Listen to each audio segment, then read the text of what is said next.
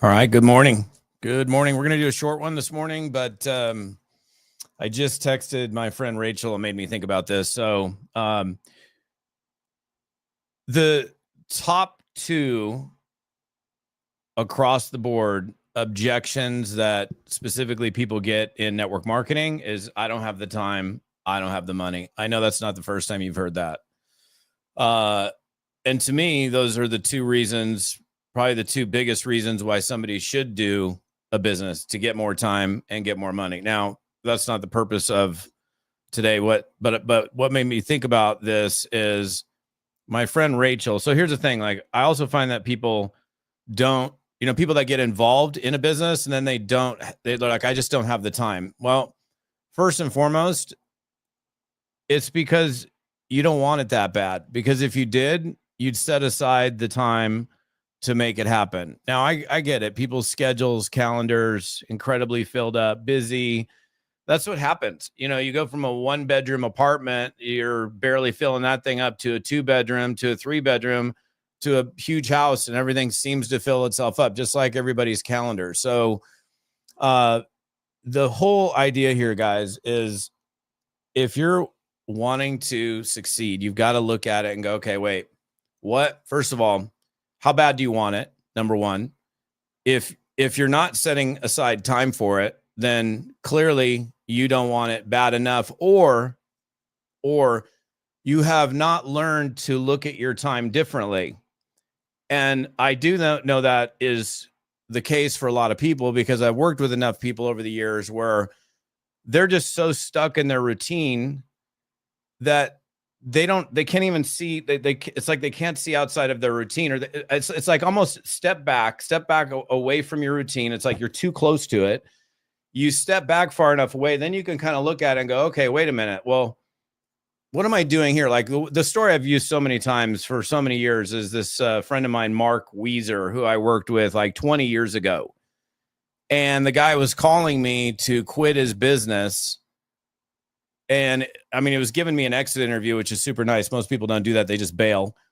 And he's like, I'm quitting. And I'm like, why? He's like, I just don't have the time. And this is a guy in a business who's not finding the time. And he wanted it. Like, this is a guy who wanted it.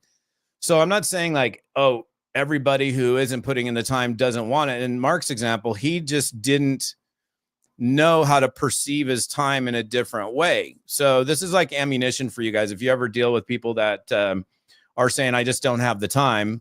One other thing I'll say, this is like, take a few days and, block, like just log your time for like a week.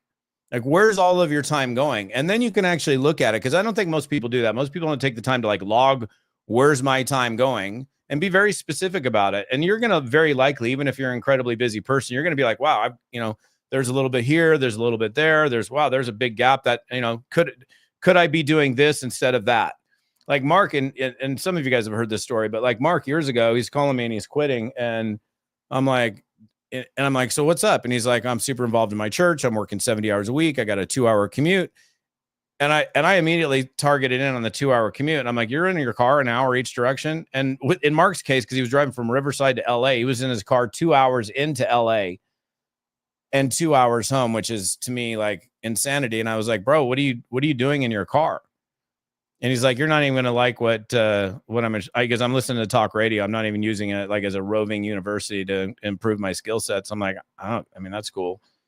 I'm like, dude. And this is like so long ago. This is like when like you had to pay for extra minutes on a cell phone. Like all you guys now have like unlimited minutes on every cell phone carrier. I mean, that's pretty standard today. And so Mark, I'm like, dude, I'll work with you. Just get and this is what it's like, he didn't look at that time as potentially being productive time. It was just a drive, it was just his commute. And so I was like, go max out your minutes on your cell phone company. I'll be available for 3-way calls, for support, whatever. Prospect on the way into work, prospect on the way home from work. And this guy, the very next day, because he was a very coachable dude, like literally ring at like 7:30 the next morning, first, 3-way call, and 10 minutes later, another one, 15 minutes after that, another one. This guy went from like quitting network marketing to I think, I mean, I think that first year he personally, which is insane, he personally recruited like 250 people into his business. He was the number one recruiter in that company. His check massively accelerated by year two, like midway through, probably 15, 18 months into the deal. He was probably at like I think it was like 17 grand a month. And he went on to, eventually quit his career that he'd been in for like, I don't know, it was 14 or 17 years. I don't remember exactly because it was a long time ago. And ended up going on. I think he probably peaked at like 40 grand a month in the next company. So, I mean, it totally changed his life. Here's a guy that's going to bail out on a business because he doesn't have the time, which how many people do that? Like they just, well, I guess I don't have the time for it. And granted, in many cases, people are going to, they're not going to ever take the time to like, okay, how bad do you, let's back up. How bad do you want it? If you want it that bad, you'll figure out a way to make it happen. So that means maybe even stepping back again and calendaring and like just logging and tracking like where your time is going and see, I would even log, like if you got drive time, how long are you in your car? I mean, you drive from, an example, like I drive from here to the grocery store. It's like 8 minutes. And then it's an 8-minute drive back. If I drive up to the mountain, it's 25 minutes to the mountain, 25 minutes back. And for me, because I'm so habitual about this, I'm like, honestly, before I leave the driveway, typically I'm already on the phone with somebody. So the 8-minute drive from here to the grocery store is a call. The 8-minute drive back from the grocery store is a call. The drive to the mountain is a couple of calls probably. So, and the reason I ended up going live on this morning is I texted my friend Rachel, and I actually interviewed her probably 3 months ago. And I wanted to bring her story up because, and she actually, she directly shared it in the blog post that I did with her a few months ago with Rachel Garcia.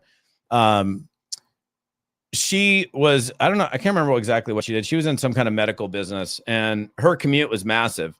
She had this massive 5-minute commute, like literally like 5 minutes from her house to her office. And in her case, she couldn't, like some of you guys have flexibility to, make calls or text people or do stuff, in the middle of your workday if you have a job.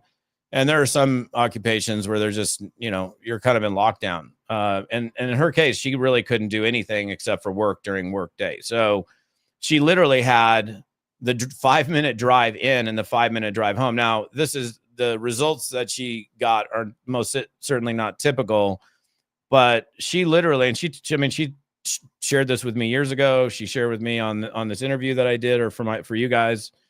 And she would, as soon as she launched this first business, and it's the same business she's into this day, as soon as she left her driveway, she picked up the phone, she prospected somebody, and she kind of had to be in a rush because it was like, hey, I'm in the parking lot, So her approach was essentially, hey, Javier and I just launched this business.